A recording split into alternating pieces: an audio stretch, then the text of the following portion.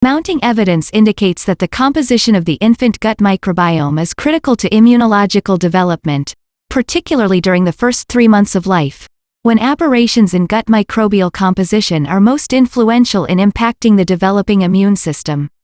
Indeed, multiple studies have emphasized how early gut microbiome dysbiosis, described as an overabundance of proteobacteria and loss of ecosystem function, is associated with both acute and chronic immune dysregulation, leading to common conditions such as colic, atopic wheeze and allergy, and less common but serious immune-mediated disorders such as type 1 diabetes and Crohn's disease.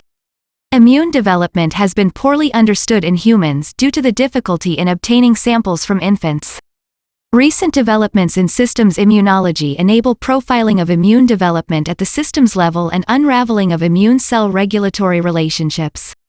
Advances in sample processing mean that small volume samples available from newborn infants are no longer prohibitive, and as little as 100 microliters of whole blood is sufficient for systems-level immunomonitoring. We previously unraveled a postnatal adaptation by the newborn immune system to environmental exposures. Dysbiosis of the infant gut microbiome is common in modern societies and a likely contributing factor to the increased incidences of immune-mediated disorders.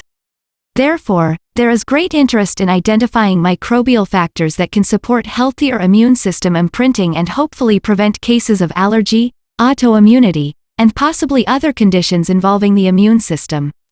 Loss of Bifidobacterium early in life has been associated with increased risk of developing autoimmunity, as seen in a birth cohort in Finland and atopic wheeze in another cohort in rural Ecuador.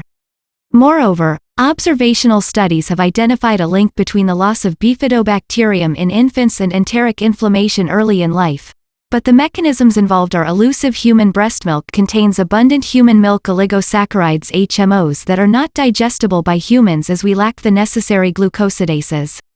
Instead, the maternal energy spent to create such complex sugars is justified by providing a selective nutritional advantage to beneficial microbes specialized in metabolizing HMOs with evolutionarily important functions in the newborn.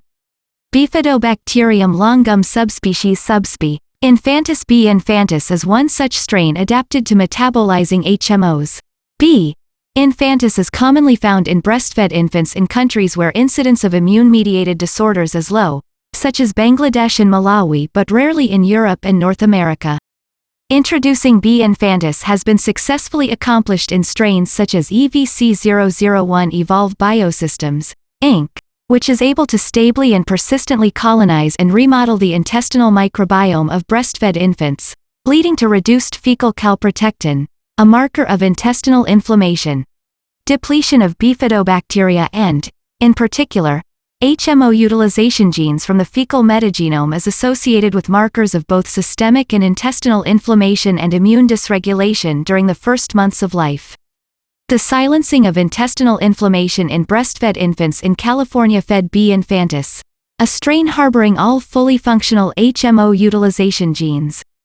This molecular mechanism provides a functional link between beneficial microbes, their metabolites, and immunoregulation during the first critical months of life.